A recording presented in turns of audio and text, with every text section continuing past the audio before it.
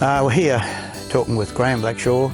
Graham's from Victoria, a regular visitor to Townsville, spends 3 to 4 months here each year along with a few others, and I'd like to get some comments from Graham about what he finds Townsville tourism and how much information's getting out to grey nomads really. Well, what I've found is that compared to a lot of other tourist centres such as Cairns and Airlie Beach, there is very little in the way of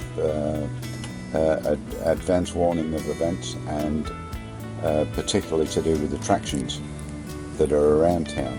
And in our conversations here with other travellers, almost every day we're talking to somebody who hasn't heard of this or hasn't heard of that.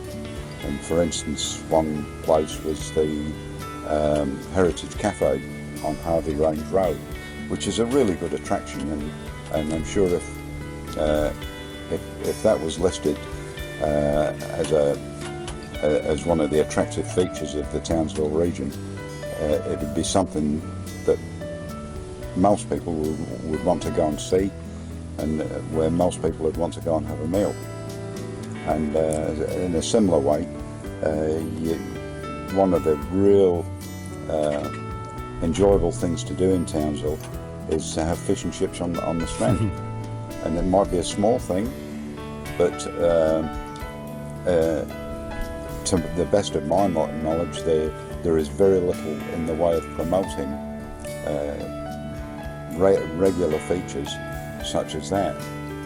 And I believe, from the way I see it, that businesses that are willing to pay for advertising seem to get some promotion, but again, it's my understanding that Townsville pay to have certain promotion done, but if a business isn't able to put money up front for their advertising, they don't get a mention. Yeah. And that's my understanding of it.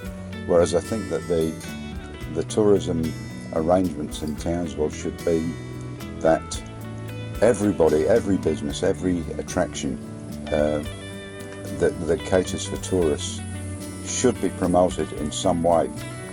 And one item that I pointed out is that in Victoria we have the RACV, and if you search for Cairns on their website, you will have a list of I don't know how many, several pages of attractions. The same with Airlie Beach. But if you search Townsville on the RACV website, the only place that gets a mention is Magnetic Island. Yes. And there is nothing else. Yeah. Now, why can't the authorities in Townsville get onto the RACV, where, I don't know, probably at least 30% of the grey nomads originate from? Yeah. Probably more. Most of us are members of the RACV. Most of us use the website or the monthly magazine that comes out. Yep. And surely that is the perfect medium for promoting this town. Yes. The other thing, of course, is that the Tourism Authority gets paid by the council, but they only advertise paid-up members. Exactly. And it's a lot of the little attractions that are of interest to grey nomads that are not getting mentioned. And of course, there's no mention of that information getting out to caravan parks and other accommodation venues from Townsville Enterprise, which is a big gap as far as visitors are concerned. So what is there to prevent, for instance, Townsville Enterprise or the small business promotions people with the council, what is to prevent them sending out an email to all accommodation venues with upcoming events or attractions that might be on special or have a special promotion for that particular week? Where's the difficulty in sending out a weekly email? Yeah, it should be on their website as all listed attractions, and not just paid up members. Exactly. And like you say, there should be a weekly PDF go out to every accommodation venue that grey nomads may frequent, so that they can see, you know, the small out-of-the-way places like you mentioned, the heritage tea rooms and fish and chips on the beach, or these are things that are of interest to grey nomads. I mean, not just Sky Rail Jabberkai. I mean, if you're a regular visitor to Townsville, you know, you may have seen that once, well, you're not going to go back again. Whereas Townsville more fits into the grey nomad lifestyle of being a regular Townsvillian. It's the small things. Well, exactly, and you know, that's the part that I think the Tourism Authority's missing out on, is the fact that all these vehicles driving up the highway since the demise of the information centre, and no one's going to, for instance, have you seen the Billabong sign for? It's on the wrong side of the road for a start, and I don't know who thought that one up, but people heading north, especially if you're towing a boat or a caravan, or if you're driving a huge motorhome, why would you turn across the highway to get information? You're going to keep going and think, well, maybe there's another place. Yeah. And of course there isn't. Yeah. And if you want information, tourist information, you've got to find a place to park in town. I challenge anybody to try and do that with a caravan. No, you just can't park a car unless you get a fine. The other problem you had while you were here as a regular visitor to Townsville was the inability to go fishing at Saunders Beach. I believe you put a letter into the council about that. I did, and at one stage there was a bit of encouragement, because I have been back and I saw that there weren't as many campers in there. But the matter that prompted me to write into council was the fact that on one particular day you couldn't even get your car into the area. There were so many camper vans and motorhomes and caravans. You physically could not get your car in there, and so all the day parking areas were used up by campers.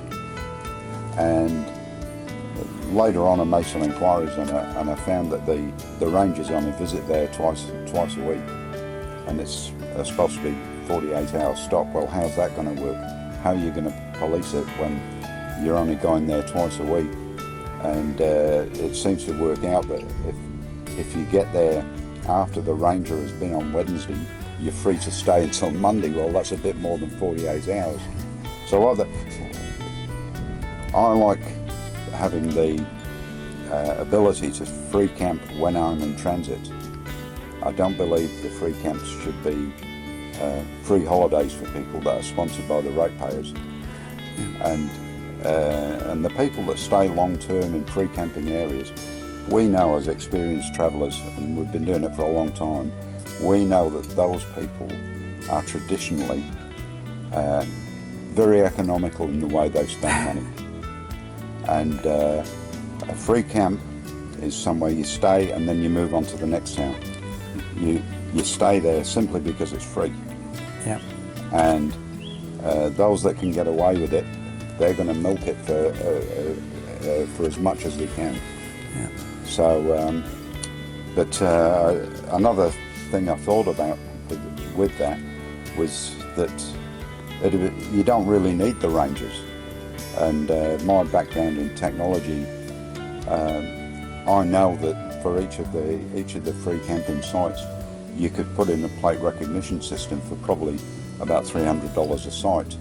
Now there are plenty of I'm retired, and I don't think, if anything, the prices of hardware has probably come down a lot since I was doing that. But there are plenty of contractors around Townsville who take that on. Well, interesting you say the contractors, security firms, they do the policing in Cairns and Bowen Whitsundays, and the amount of development of tourism in those centres has been staggering over the last number of years, and yet they don't allow free camping in those areas. Exactly. So it's a furphy to think that by offering free camping you have people coming to spend money in town. Absolutely which is absolutely not happening. I don't know who thought that up, but it's And the other misconception too is that travellers heading south take up the free camp as well. And it's a known fact that once a nomad takes off his journey for the first day from a camp, he's not going into town to spend money, he's on the road to the next destination. Exactly. So it's just a total waste of money, and you know, my interpretation of that, the funds should be more allocated toward the grey nomads that are staying in Townsville. Exactly. Not being informed of what's on, and do something more positive for the market that you actually do have. Correct. The people who are spending money in the town. And the other thing in that equation is that these places like Saunders Beach, which is probably one of the most pristine areas on the Queensland coast, they're being degraded. Exactly. And anybody that turns up there with a family, Yeah. they if they can get a parking spot, well, that's a good start. But if they want to take their children to the toilets,